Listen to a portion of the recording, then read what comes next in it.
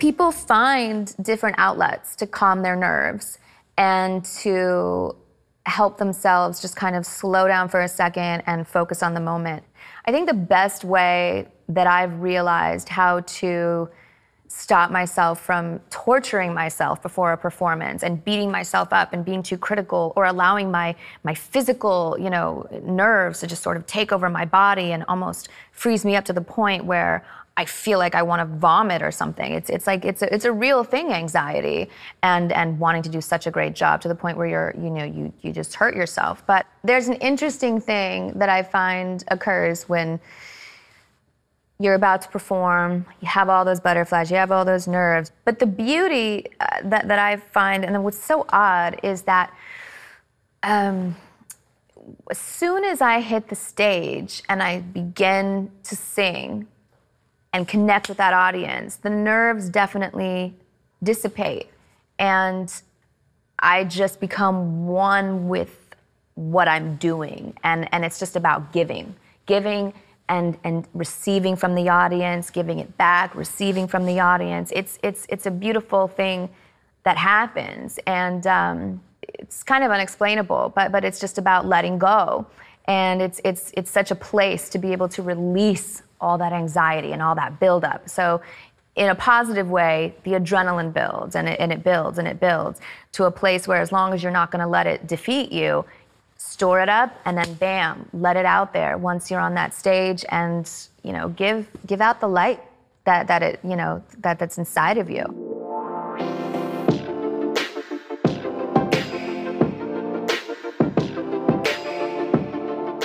Before hitting the stage, I think it's good to get the positives of being able to take those nerves and those butterflies and those all those emotions that come with, oh my gosh, I want to do a great job. I want to kill this performance. I want to own it. I want to touch the audience. I want to move people. And not being so nervous about that it hinders and freezes you up. Before I get on stage, I'm extremely quiet.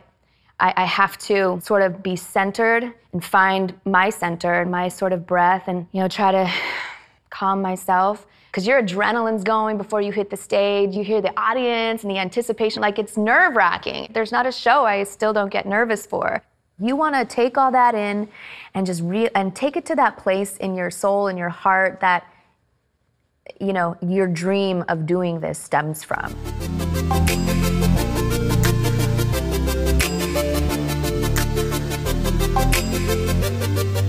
When I'm on stage as a performer, because I am somebody that loves to let go and be in the moment and just sing from my heart, sometimes there is a potential that I'm gonna, just zone out and live in that moment. And sometimes, just, as I always say, it's a mental game. Sometimes I do, as a safety net, love to have a teleprompter, the words right in front of me. There's no shame in having reminders for yourself. Having, sometimes I tape a sheet on the floor that has the song set list order. Go easy on yourself. Use any tricks that you can, to remember sometimes your lyrics. I like a prompter. I know the words to my songs, but hey, having that extra safety net or help. Take it if you can. If you have the opportunity, why not? And I just think that the more you're good to yourself and the more that you can just provide yourself the tools to be able to give yourself the freedom to let go and not have to think so much, the better.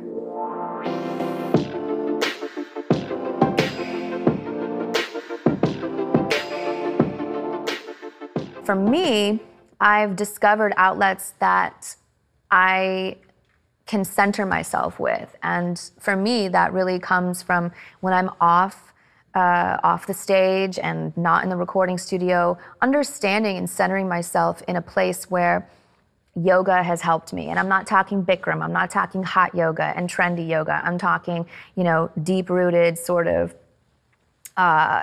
spiritual, coming from a spiritual place almost, where you just are connected with yourself and your surroundings in a place where you can breathe it in and exhale it out. I mean, the right people around you is so important too. Being able to always have a place where you feel comfortable and safe to express your true opinion, and you're not going to get judged for it. Whether that be in a family member, whether that be in a best friend, whether that be in a journal or a notebook, where it's just something that you always can rely on, that is your key center and a safe place for you to just vent to.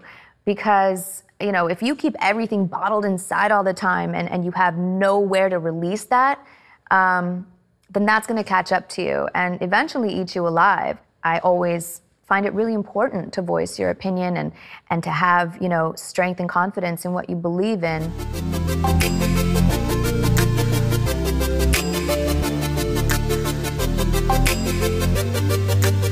The most nervous I've ever been probably performing was when I sang at my idol's funeral, at Etta James. I was asked to sing At Last, and I mean, talk about the pressure of just feeling like you don't want to let this one have any mistake whatsoever, because this, you want to do her justice on this, in this moment with her family and her closest friends and her loved ones, you know, watching you. And, you know, I didn't even know, do I want to even try and embellish? Do I want to put my own spin on it? Do I want to pay tribute to exactly what she did and emulate her style?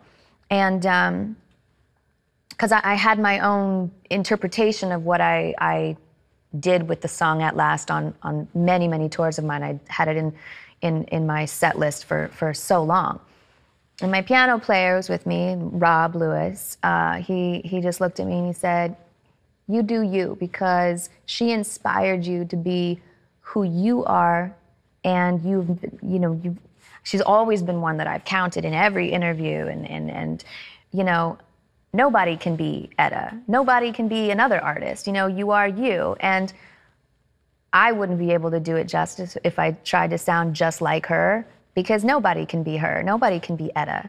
So I had to do what she inspired me to do, and that was to sing it in the way that I began to take it on as a love of mine. And so it was very nerve-wracking, but beautiful thing to be able to also feel the love after I got done singing that song. And I got a standing ovation. Everyone stood and applauded, and it was just, it was like, phew. I felt like I didn't fail her, but yeah, that was definitely an important one for me, because it was not about me at all. It was just about my true love and respect for my favorite singer of all time, Etta James.